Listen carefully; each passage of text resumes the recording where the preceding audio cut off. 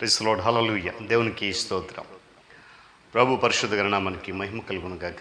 క్రీస్తునందు ప్రియులారా, దేవుడు తన మహాకృపను బట్టి మరొక నూతన ఉదయకాలం వేకుని లేచిన నామాన్ని స్తుతించగలిగేటువంటి చక్కటి అవకాశాన్ని మనందరికీ అనుగ్రహించడం బట్టి ఆయన ఉన్నతమైన నామమునకు మహిమ, ఘనత, ప్రభావం కలుగును గాక. క్రీస్తునందు ప్రియులైన దైవజనులు, స్నేహితులు, విశ్వాసులు, సహోదరులు ఈ కార్యక్రమాన్ని వీక్షిస్తున్న ఆత్మీయులందరికీ యేసుక్రీస్తు వారి శ్రేష్ఠమైన నామంలో ఉదయకాలపు శుభములు మరియు వందనాలు తెలియజేస్తున్నాను. మీరంతా బాగున్నారా? రండి, చాలా సంతోషం.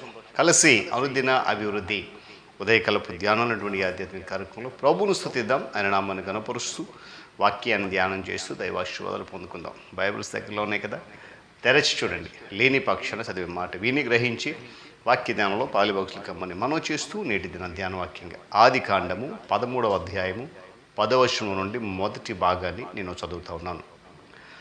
లోతు తన కనులెత్తి యొర్దాను ప్రాంతమంతటిని చూచెను. దేవుడు తన పరిశుద్ధ లేఖన మాటను మనకు దీవించునుగాక. తలలోంచి కన్ను మూసుకుందాం. ప్రార్థన. సకల ఆశీర్వాదములకు కారణభూతుడును మహోన్నతుడైన మా తండ్రి, మీకు వందనాలు. ఉచితమైన అపారమైన కృపా ప్రేమల కొరకై కృతజ్ఞతాస్తుతులు చెల్లిస్తా ఉన్నాను. ఇదిగోనైనా నీ ఉచితమైనటువంటి కృపలో మమ్మల్ని జ్ఞాపకం చేసుకుని నీ సన్నిధి బాటలో మమ్మల్ని బలపరచడానికి స్తోత్రాలు. ఆత్మతో సత్యముతో నిన్ను ఆరాధించడానికి మీరు ఇచ్చినటువంటి అనుకూల సమయం బట్టి స్తుతులు చెల్లిస్తున్నాను. ఈ ఆధ్యాత్మిక కార్యక్రమంలో అనేక మందిని విడలు పాలిబాక్సులు అవుతున్నారు. మరింత పాలిబాక్సులు చేసి నీ కృపలు వదిలిపరచండి. యేసు నామముని ప్రార్థన అవుతున్నాను తండ్రి, ఆమేన్.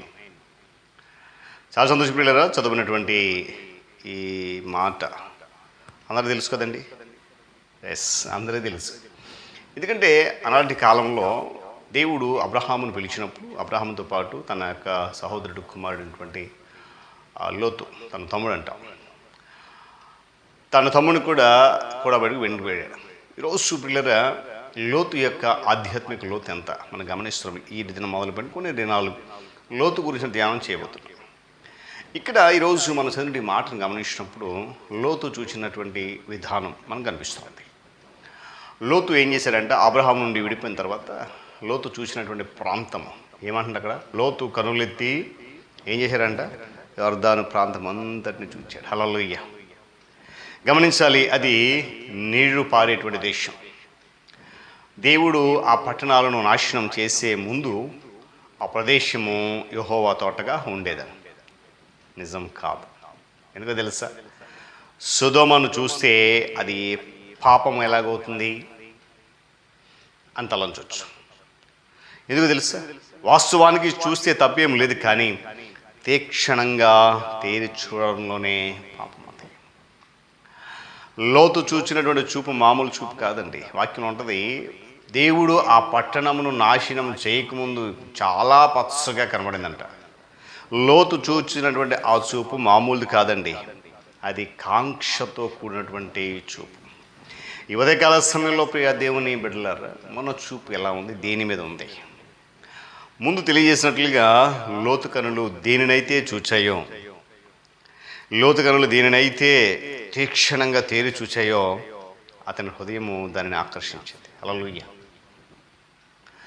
అలనాడు ఆదామవ్వల విషయంలో అవ్వ దేన్నైతే అపవాది శోధన చేత దేని చూసిందో, తన కన్నులు చూసిన దాని హృదయం ఏం చేసిందంటే ఆకర్షించింది. దేవుని వైపు చూడాల్సిన కన్నులు, దేవుని వైపు ఎత్తాల్సిన కన్ను రెప్పలు, దేవుని వైపు చూసి ఆనందించినటువంటి కన్నులు ఏం చేస్తున్నాయి? పాప కాలుష్యముతో అలలారేటువంటి సొదొమ గొమొర్రా వైపు ఆకర్షించబడ్డాయి. నిత్యుడైన దేవుని చూడాలి, దేవుని మహిమను చూడాలి, దేవుని కార్యాలను చూడాలి, దేవుని అద్భుతాలు చూడాల్సినటువంటి కన్నులు ఏం చేస్తున్నాయి? పాపముతో అలరారిపోతూ ఉన్నటువంటి, పాపముతో అచ్చుడికిపోతున్నటువంటి సొదొమ గొమొర్రా వైపు ఆకర్షించబడ్డాయి. కొండల వైపు చూడాల్సినటువంటి కళ్ళు, ఆశీర్వాదం కొరకు చూడాల్సిన కళ్ళు బండల వైపు చూస్తూ ఉన్నాయి, శాపం వైపు చూస్తూ ఉన్నాయి. గమనించండి, ఉదయకాల సమయంలో లోతు చూసినటువంటి ఆ జంట నగరాలు మంచివి కాదు. ఎందుకు అని అంటే, వాటి పాపములను బట్టి. గమనించాలి ఉదయకాల సమయంలో. ఈరోజు లోతు చూసినటువంటి ఆ కాంక్షతో కూడిన చూపే మనము చూస్తున్నామే లోకం వైపు. ఆ లోకం నీకు పచ్చగా నీరు పారేటువంటి విధంగా ఆశీర్వాదకరంగా ఆహ్లాదంగా కనబడుతుందేమో, అది నిజం కాదు. అది అపవాది నుండి మోసం చేస్తూ ఉన్నాడు. ఉదయకాల సమయంలో గమనించాలి. వారి పాపం ఏంటో తెలుసా? దేవుడు వాటిని నాశనం చేయడానికి సంకల్పం పూనుకున్నాడు. మరి ఇక సొదొమ గొమొర్రా విషయంలో సహించేది లేదు అన్నట్లుగా ప్రభు తీర్మానం చేశాడు. సొదొమ మనుషులు దుష్టులండి. సొదొమ గొమొర్రా మనుషులు దుష్టులు, మంచితనం వాళ్ళలో లేదు. దేవుని దృష్టికి ఘోర పాపులు. వారి పాపం ఎలాంటిదంటే బహు ఘోరమైంది, బహు భారమైంది కూడా. గమనించాలి. అలాంటి పట్టణం వైపు దేవుని బిడ్డ అయినటువంటి విశ్వాసానికి కర్తడు అబ్రహాముతో కూడి నడవాల్సినటువంటి నడక, అబ్రహాము చూసినటువంటి చూడాల్సిన కన్నులు ఏం చూస్తున్నాయంట? దేవుడు నాశనం చేసేటువంటి పట్టణం వైపు చూస్తున్నాయి. దుష్టులు ఉన్నటువంటి పట్టణం వైపు చూస్తున్నాయి. పాపం ఉన్నటువంటి బహు ఘోరమైన భారమైన పాపంతో నిండి ఉన్నటువంటి పట్టణం వైపు తన కన్నులు చూస్తూ ఉన్నాయి. న్యాయము, ధర్మం అనేది అక్కడ చల్లని నాణ్యాలతో సమానమండి. దేవునికి ప్రియము కాని ప్రదేశాలను లోతు ప్రియమైనగా ఎంచుకున్నాడు. ఆ విషయంలో చాలా పొరపాటు చేసేసాడు. ఏమండి, సొదొమ ప్రజలు మనుషుల్లో కనిపించే దుష్టులండి. వాళ్ళు ప్రతి మనిషికి ఉద్యోగము, వ్యాపారము, కొందరికి వృత్తి, కూలి పనులు వృత్తి, వ్యాపారాలు వృత్తి. కానీ అనునిత్యము పాపము చేయడం అనేది ఆ ప్రజల యొక్క ప్రవృత్తి. ఇది దేవుడు లేని ప్రదేశం, దేవుని ప్రేమ లేని ప్రదేశం, దేవుని మాటలు వినబడినటువంటి ప్రదేశం అది. మరో విషయం ఏంటంటే మృత సముద్రం మనం పిలిచేటువంటి ఆ సముద్రము సొదొమ గొమొర్రాలే అని పాత నిబంధన పండితులు విశ్వసిస్తున్నారు. అటువంటి ప్రాంతాన్ని లోతు చూశాడు. మరి ఈరోజు ఉదయకాల సమయంలో ఈ వాక్యాన్ని బట్టి నీ కన్నులు ఎటువైపు చూస్తున్నాయి?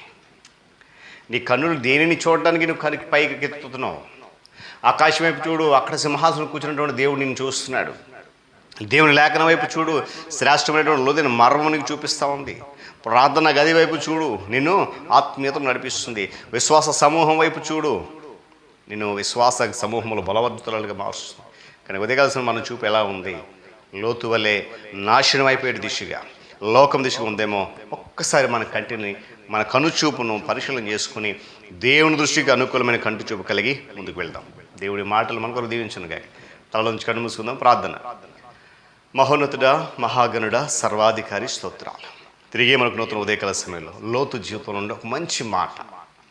తన కన్నులు ఏ చూచాయి, తన హృదయం ఏమి ఆశించింది, ఇటువైపు చూడాల్సిన కన్నులు ఎటు చూచాయి, ఏమి ఆకర్షించాల్సిన హృదయం దీనిని ఆకర్షించింది. ఈరోజు మేము ఒకవేళ అట్టి స్థితిలో ఉన్నామేమో మమ్మల్ని హెచ్చరించి గద్దించిన స్తోత్రాలు. విత్తబడి మాట వింటున్న బిడ్డలు అందరూ జీవితంలో నిరంతరం ఫలింపచ్చు. మీరే ఘనత, మహిమ, ప్రభావాలు పొందండి. క్రీస్తు వారి పేరట అడుగుతున్నాను మా తండ్రి, ఆమేన్. త్రియేక దేవుని దీవెన, ఆయన సన్నిధి కాపుదల సదాకాలం మనందరికీ తోడైండి నడిపించును గాక. ఆమేన్.